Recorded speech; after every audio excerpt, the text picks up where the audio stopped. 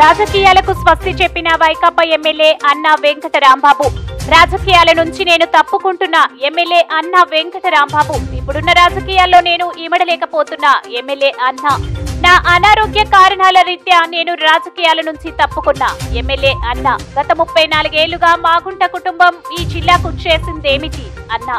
రానున్న ఎన్నికల్లో మాగుంట కుటుంబాన్ని జిల్లా ప్రజలు ఆదరించబోరు ఎమ్మెల్యే అన్నా.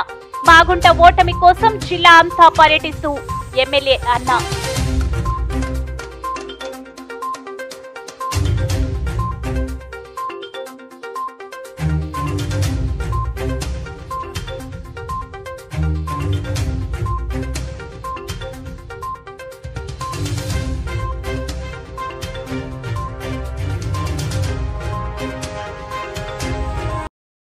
విషయం కూడా నేను మాట్లాడదలుచుకున్నాను.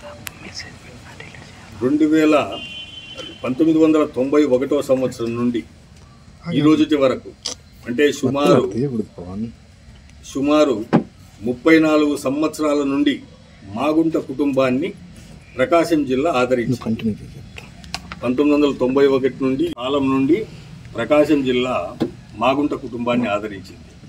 కానీ మాగుంట కుటుంబం ప్రకాశం జిల్లాకు చేసినది ఏంటి అని చెప్పేసి ఆలోచన చేయాల. మాగుంట కుటుంబము నెల్లూరు జిల్లా నుంచి ఇక్కడికి వస్తే 34 సంవత్సరాలు అంటే చిన్న సబ్జెక్ట్ కాదు. స్వాతంత్రం వచ్చిన దాంట్లో 50% పీరియడ్ అంత అధికారం ఇచ్చినటువంటి ఈ మాగుంట కుటుంబము ఏమి ఈ జిల్లాకు చేసింది? ఏదన్నా ఒక ప్రాజెక్ట్ ఇచ్చినారా? లేదా రామాయపట్నం కోసం మనస్ఫూర్తిగా ఏమన్నా సపోర్ట్ చేసినారా ఆ రోజు? లేదా వాళ్ళ ఇండస్ట్రీస్ ఏదన్నా సొంతంగా నెలకొల్పి ఏమన్నా ఉద్యోగాలు ఏమన్నా కల్పించినారా? 34 సంవత్సరాల నుండి మిమ్మల్ని ఇన్ని దఫాలు పార్లమెంటు సభ్యులను చేస్తే వాళ్ళు ఏం చేసినారనేది పార్టీలకు అతీతంగా ప్రతి ఒక్కళ్ళు కూడా దయచేసి గమనించాలా. వాళ్ళని ఎందుకు ఆదరించాలో ప్రజలు ఆలోచన చేయాలా.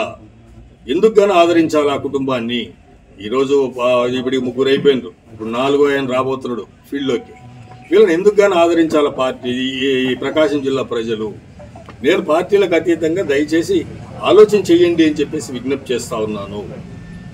మనల్ని ప్రకాశం జిల్లాను ఆదరించే వ్యక్తులనే చూసుకోండి. ఏ పార్టీ అనేది కాదు, డబ్బున్న మహారాజులు కాబట్టి ఏ పార్టీలనైనా వస్తారు. పార్టీలు కాదు ఇక్కడ ముఖ్యం, వ్యక్తులు చూడండి.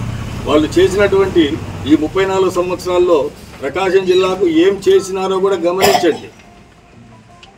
తద్వారా తీర్పు ఇవ్వండి. ఇటువంటి వాళ్ళు ఉన్నందువల్ల మనకు ఒరిగింది ఏమీ లేదు అనేది కూడా ప్రజలు గమనించాలా.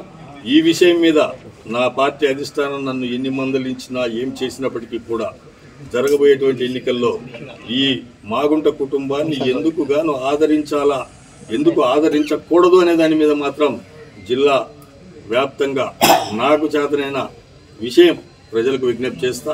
తదుపరి వాళ్ళ ఇష్టం, దానికి నేను బాధ్యత కాదు.